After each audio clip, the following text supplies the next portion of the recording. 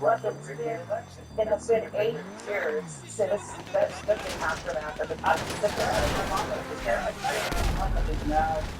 Brad, as you know, there have been multiple reports. There have been there's been a major bipartisan Senate. I hate how Abby always spoke over the point that you acknowledge There's been a major bipartisan Senate report that was led by Marco Rubio, who now works in the Trump's administration. We have known for many years that the Russians do not manipulate the votes. Not if it didn't influence votes. They had intention to make something.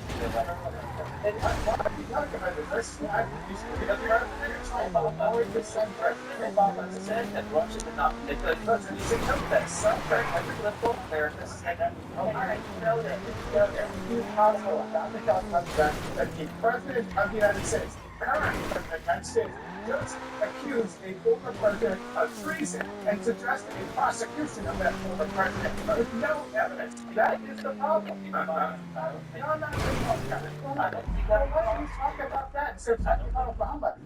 Because Obama just undid 3 years of Democrat mythology.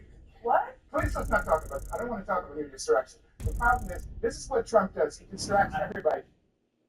oh my gosh, this guy just had a complete meltdown over his savior, Obama. Let's talk about hold on, don't we talk about my daddy? Hold on.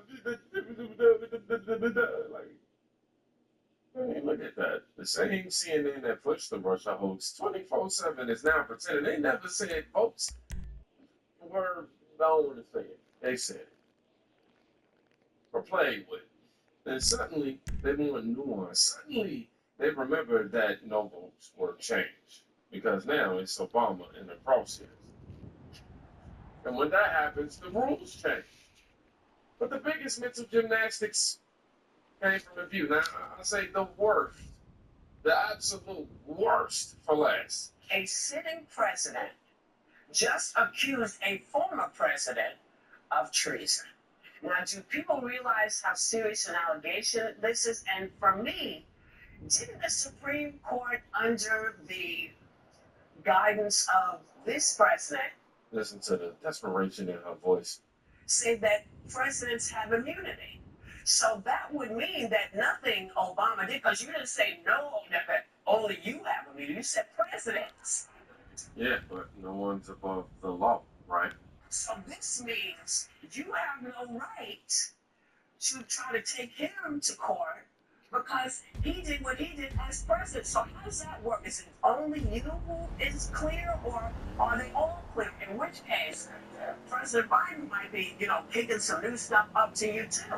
Because if you say nobody, I think that's sure. if you say nobody has immunity, or everybody, you have to decide which way you're going to. A sitting president. Oh, man. That's right. Now that Obama is exposed, what do you want some immunity for presidents after 8 years of screaming, no one is above the law? But ask yourself, same thing. If Trump was impeached for a phone call and prosecuted for paperwork, what do you call a president who weaponized the FBI, lied to the public, and tried to destroy the elected administration? The Jubilee. Huh? Because if this is a treason, then the word has no meaning. This is the moment. No more political theater. No more media spin. They named Trump now. Tulsi just named Obama. And this time, guess what, y'all? The documents are real. Y'all Got him. Got him. Got him.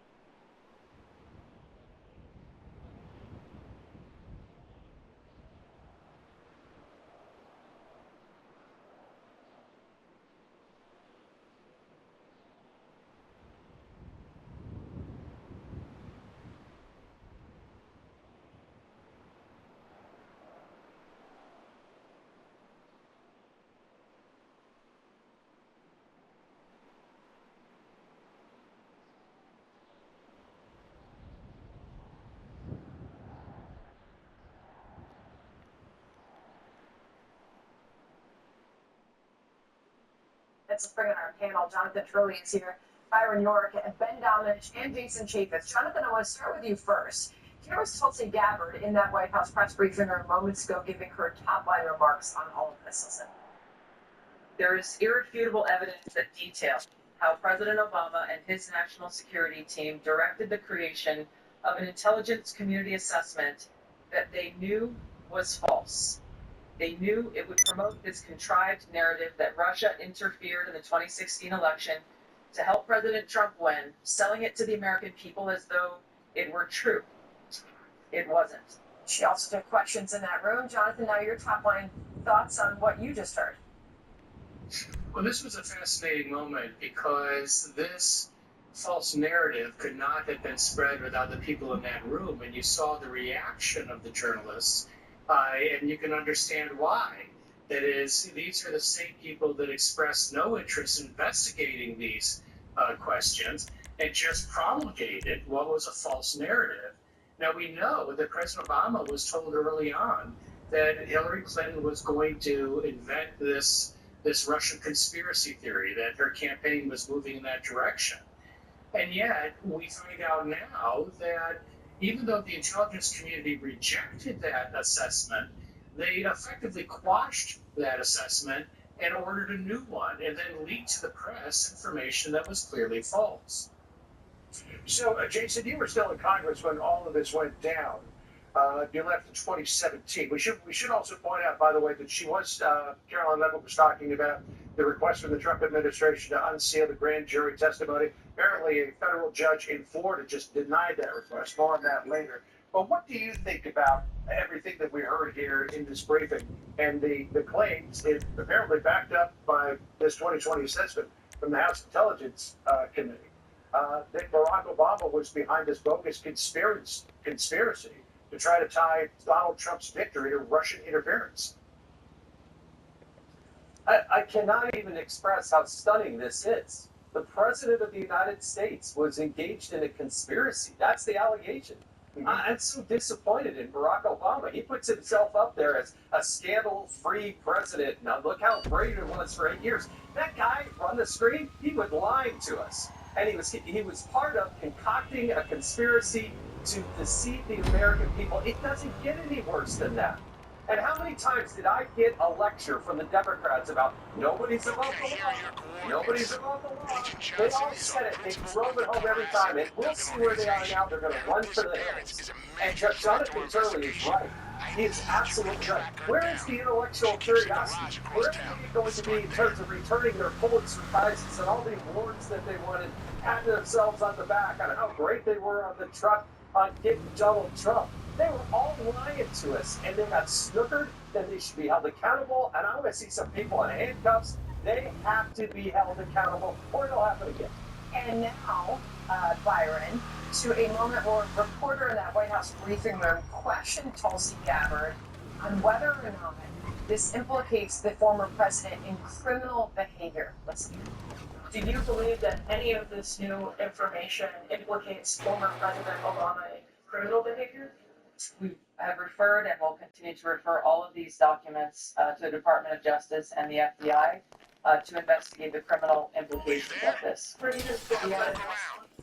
evidence that we have found and that we have released directly point to President Obama leading the manufacturing of this intelligence assessment. Another stunning moment, Byron Irving. Well, we obviously know that a former president can't be charged with crimes. That's been done before, so I have no idea what's gonna happen with that. All President Trump said today about former President Obama is that President Trump wants everyone to be held accountable. But this, as somebody who covered this from 2016 on, this is really huge news because what we found out today was that the intelligence community did not have any proof when it said that Vladimir Putin meddled in the U.S. election for the purpose of electing Donald Trump. They did not have that proof. Now, that accusation went on to be repeated by Democrats and people in the media thousands and thousands and thousands of times. It basically formed the basis of our political conversation for months at a time. And now we learn that it was false. Further, we learned that Barack Obama actually set this in motion. But this is going to, I think, cause a complete rethinking of much conventional wisdom about this. It's something that many of us who covered it have known for quite a long time. But this is indisputable evidence that their statements were false. And Ben, let me turn to you on this because a couple things. Kelly O'Donnell was pointing out there in the briefing. The Supreme Court decision provides a certain amount of immunity. Go answer the door. They gave me something. The Supreme Court gives a certain amount of immunity to presidents for actions that they took while in office. Does Obama fall under this if everything that Tulsi Gabbard said is true? And secondly, somebody else asked the question, Ben, earlier in the briefing, that Donald Trump was president when this report was published. It could have been declassified then, but wasn't. Speak about those things. Well, first off, I think that the question about immunity, and obviously I'm not an attorney, so I'll leave that to Jonathan at the Department of Justice. I think that this is a very deeply important question to answer, just given the explosive nature of these allegations. And as someone who, wrote extensively about this COVID on the fire, there was a lot of suspicion around things like this at the time. There was skepticism among those of us who doubted a lot of the claims coming from the intel before. But nothing on this scale was really something that people conventionally believe, and it's true that saying that this did not come out before is something that I think we deserve to know a lot earlier in this process, and the fact that it took so long is, I think, really a miss on the first Trump administration that they didn't give us this the time. But also, I think this is one of the reasons why Tulsi Gabbard was into that position at DNI, because she was willing to go after these types of things doggedly. And that's one of the reasons why I think that we have such a revelatory moment today in Washington that one is going to have consequences for all. Yeah, interesting you bring that up. She was asked about that then in the room, Tulsi Gabbard. Jonathan, I'll take this to you. She was asked why the prior candidate, after the first presidency, some presidents declassified these docs. I can't speak to what happened there. There were several DNIs under the first Trump administration. President Trump faced many challenges from those who were working in the government who sought to undermine his presidency. Any thoughts on that, Jonathan? Yeah, well, I think Tulsa put it well. The fact is, for those of us who were involved in different aspects of the first term in the media or in Congress, that was a real dog pile. The minute he came into office, he faced this investigation that consumed much of it. They were successful. These are media figures who were looking for a Russian conspiracy. This is it, and you were part of it. That his Russian conspiracy was to seed this false narrative that would consume the first Trump term, and it worked. But it wouldn't have worked without the people of that room. Notice how they fervently refused, despite Tulsi's efforts, to address the evidence that she just released. That's consistent with what they did during the first term. They weren't interested in looking at evidence that contradicted the narrative. They're still not interested because it implicates not just these high-level officials, it implicates them. And Jason, just to finish this off here, what the Director of National Intelligence was intending to do is laid out again in the House Intelligence report. There was plenty of evidence that Putin wanted to undermine confidence in the American electoral system. But then he assumed that Hillary Clinton was going to win because it certainly looked to him like that was going to happen. And then what he was going to do was he was going to say what he thought was some very juicy intelligence for if Hillary Clinton was elected, when she was elected, to try to undermine her presidency. And yet, according to this report, everything started pushing in early December in a completely different direction. Yeah, I think everybody thought that Hillary Clinton was going to win, and I think that's it actually provides the motive that James Comey, as the FBI director, put them things into motion when he put them into motion. I think those are all questionable now. Let's remember that the director, that the Inspector General, Michael Horowitz, at the time at the Department of Justice, recommended prosecution of people that were leaking things to the media, and the Department of Justice said no. He recommended many times to do those types of things. He even recommended to prosecute the number 2 person, McCabe, at the Department of Justice. The Department of Justice, again, said no. So there was a lot of action that was going on behind the scenes. But remember, you had an Obama administration and later a Biden administration did everything they could to bury that. And a lot of people like me, I was the chairman of the Oversight Committee. They would not provide these documents, and that deep state continued on in perpetuity to hide that information that was clearly asked under subpoena and never did happen. And that's just fundamentally wrong. And all these Democrats on their high horse telling us about how they gotta save democracy, they lying sack of, I can't say that this out. I'm telling you, it is so dirty that they lied to us. Pay the price. You know what? 3 passes. Hold that thought, because we're going to have more after the break. We'll stand on by last reaction. Hey, Sean Hannity here. Hey, click here to subscribe to the Fox News YouTube page and catch our hottest interviews and the most compelling analysis. You will not get it anywhere else. I don't know what the fuck y'all did to the game if I can't even pick the fucking person up. Good afternoon. At President Trump's direction and with the support and coordination of the House Intelligence Committee Chairman Rick Crawford, today we've released a declassified Oversight Majority Staff report that was produced in September of 2020. The stunning revelations that we are releasing today should be a concern to every American. This is not about Democrats or Republicans. This has to do with the integrity of our democratic republic and American voters having faith that the votes cast will count. There is irrefutable evidence that detail how President Obama and his national security team directed the creation of an intelligence community assessment that they knew was false. They knew it would promote this contrived narrative that Russia interfered in the 2016 election to help President Trump win, selling it to the American people as though it were true. It wasn't. The report that we released today shows in great detail how they carried this out. They manufactured findings from shoddy sources. They suppressed evidence and credible intelligence that disproved their false claims. They disobeyed traditional tradecraft intelligence community standards and withheld the truth from the American people. In doing so, they conspired to subvert the will of the American people who elected Donald Trump in that election in November of 2016.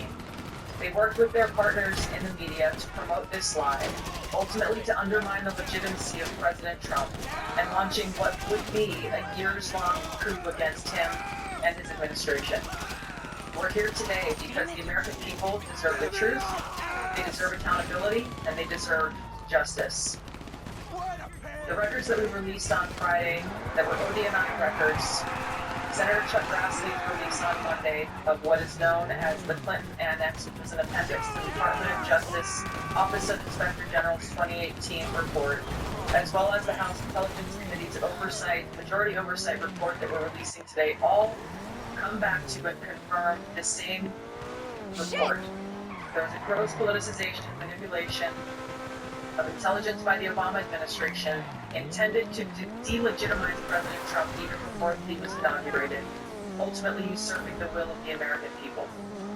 I'm going to go over the key findings from the House Intelligence report, which investigated the claims that were made by an intelligence community assessment ordered by President Obama and published in January of 2017.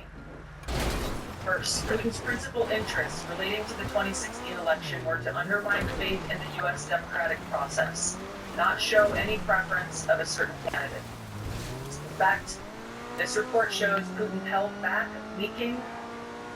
from leaking compromising material on Hillary Clinton prior to the election, instead planning to release it after the election to weaken what Moscow viewed as an inevitable Clinton presidency.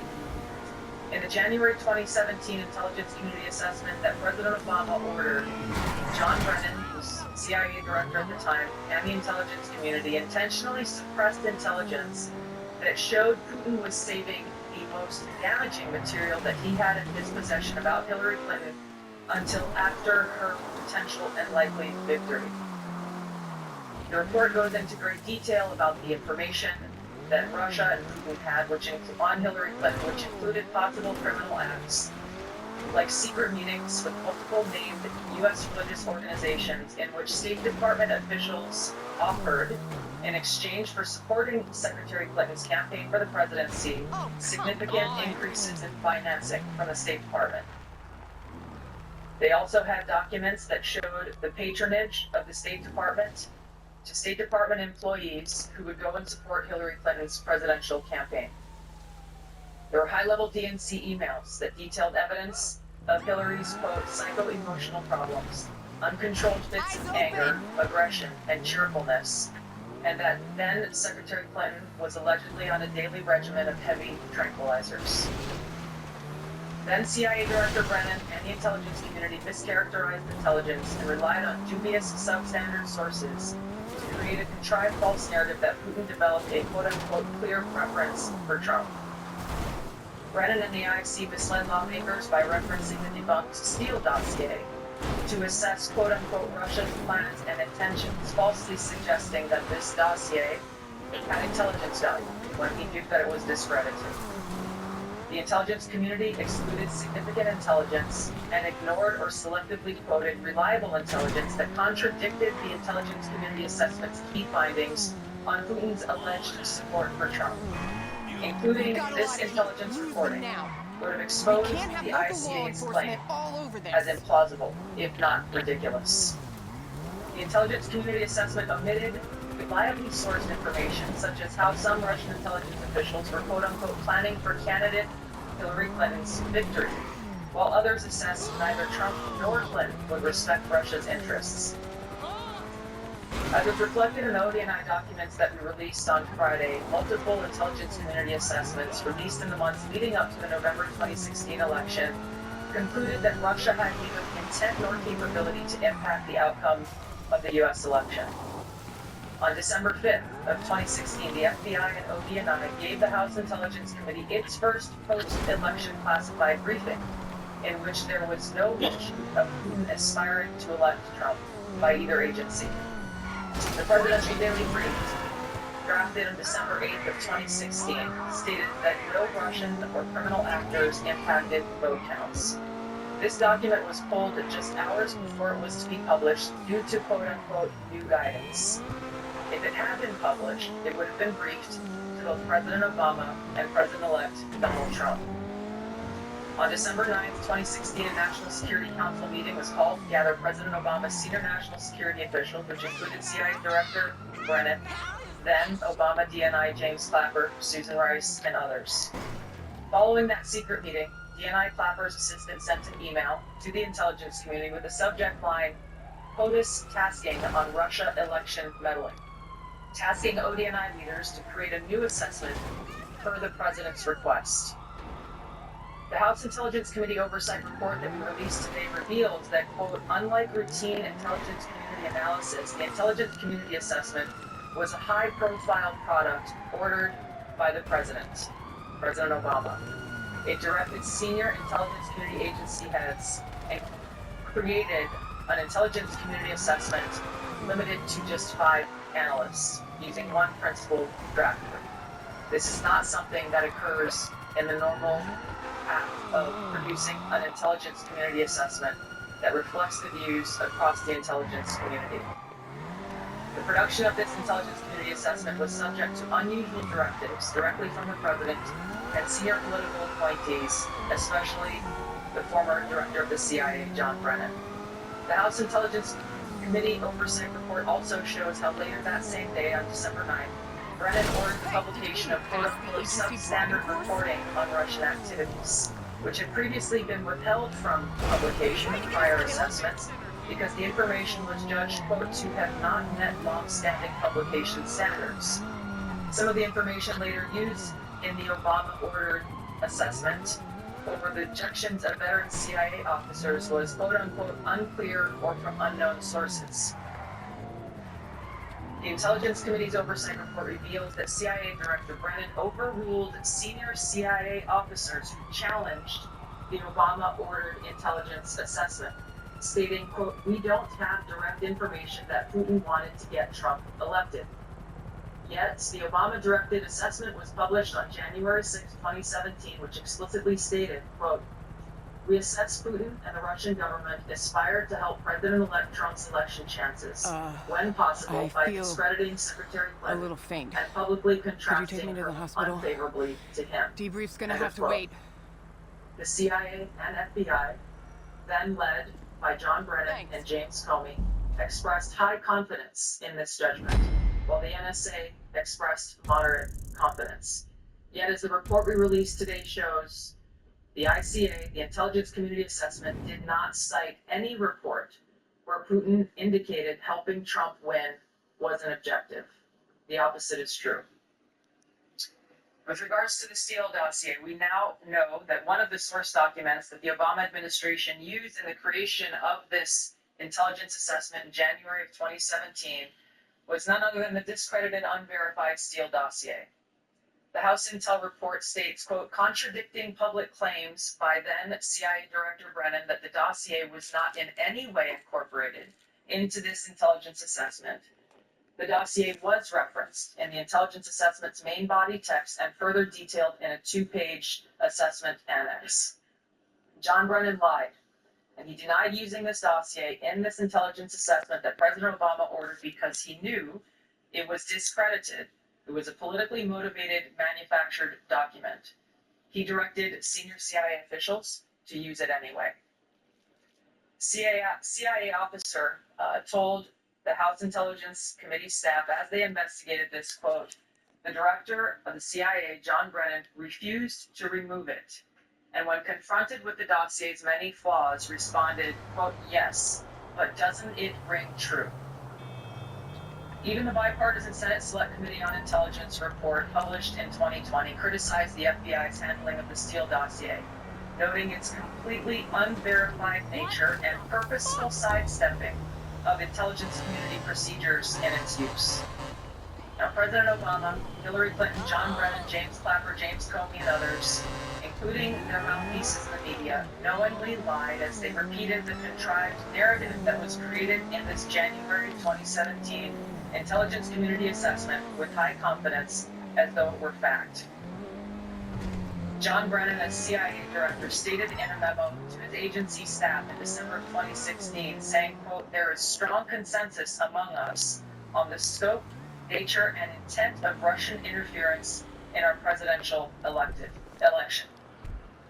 This was reported by NBC News, confirming that Brennan, along with James Clapper and James Comey, agreed with the CIA's assessment that Russia intervened to help Trump win the presidency. As Obama's Director of National Intelligence, James Clapper was tasked with overseeing the creation of this assessment in January of 2017 by President Obama, and he expressed confidence in its findings. In a 2018 interview with the Harvard Gazette, he talked about how he provided Trump with the same classified assessment that President Obama received, which included the high confidence judgment that Putin directly ordered the hacking and election interference. Clapper then went on to add, "I think they, the Russians, actually influenced the outcome." This is a brief summary of the details that you'll find within the House Majority Staff's report in their investigation into the Obama-directed January 2017 Intelligence Community Assessment. That leads us to the very same conclusion that we announced in the release of our documents on Friday. The implications of this are far-reaching and have to do with the integrity of our democratic republic. It has to do with an outgoing president taking action to manufacture intelligence, to undermine and usurp the will of the American people in that election, and launch what would be a years-long coup against the incoming President of the United States, Donald Trump. Thank you. Hey everyone, I'm Emily Compagno. Catch me and my co-hosts Harris Faulkner and Kaylee McEnany on Outnumbered every weekday at 12 p.m. Eastern, or set your DVR. Also, don't forget to subscribe to